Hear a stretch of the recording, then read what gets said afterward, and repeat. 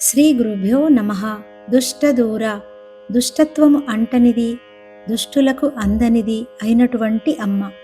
సూర్యకిరణం సోకితే అంధకారం తొలగినట్లు అమ్మవారి గాలి సోకితే దుష్టులు పారిపోతారు, దుష్టగుణాలు తొలగిపోతాయి. అమ్మవారి గాలి సోకాలంటే అమ్మవారిని అంతగా స్మరించాలి. ఎంత మాత్రమున ఎవ్వరు తలచిన అంత మాత్రమే నీవు అని అన్నమయ్య అన్నట్లు, ఎంత పిండియో అంత రొట్టెయగు అంతే నీ కృప అనిలాచల అని నా గురువు అన్నట్లు, ఆచరించిన వారికి ఆచరించినంత మహాదేవ అన్నట్లు, అమ్మ గురించి ఎంతగా అనుకుంటే అంతగా మనకు అనుగ్రహం కలుగుతుంది.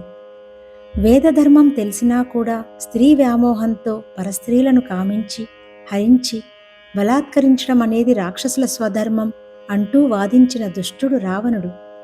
నేను ఐశ్వర్యానికి ధనానికి వశం కాను, సూర్యునికి సూర్యకిరణం ఎలా వేరు కాదో నేను రాముడికి వేరు కాను అంటూ వేదధర్మాన్ని పలికింది సీతమ్మ.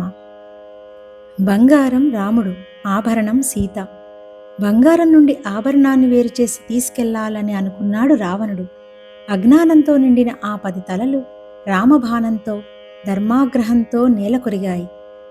దుష్టదూర, దుష్టులకు దూరంగా ఉంటుంది అంటే సర్వవ్యాపకమైన తత్వం కలిగిన అమ్మవారు నిజానికి దూరంగా ఉంటారా? ఉండగలరా?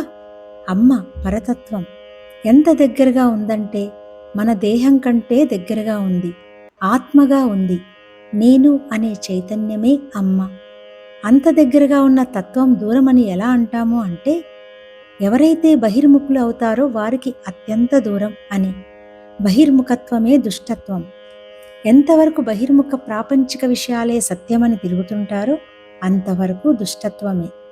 అలాంటి వారికి పరమాత్మ తత్వం దూరస్థః. కర్మలంపటాలలో మునిగిన వారికి ఆ తత్వం అత్యంత దూరం. అందుకే అమ్మ దుష్టదూర. ఎవరైతే అంతర్ముఖులు అవుతారో వారికి అత్యంత సన్నిహితం. అది హృదిస్థః, హృదయంలోనే ఉంది.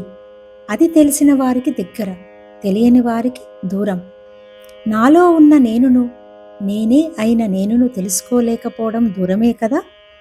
నో తైసెల్ఫ్, నిన్ను నీవు తెలుసుకో అంటూ నిన్ను అంతర్ముఖపరచి నేను మూలానికి నిన్ను చేర్చే ప్రయత్నం చేశారు భగవాన్. గురువు జ్ఞానం ఇవ్వడం అంటే నిన్ను నీకు ఇవ్వడం అన్నమాట. జై సద్గురుదేవా. మదించి అతిక్రమిస్తూ ఇతరులకు కష్టము నష్టము దుఃఖము కలిగించుట దుష్టత్వం. అలాంటి వారు కూడా అమ్మవారిని ఆరాధించడానికి ప్రయత్నిస్తారు. అలాంటి వారికి అమ్మవారు దూరంగా ఉంటుంది.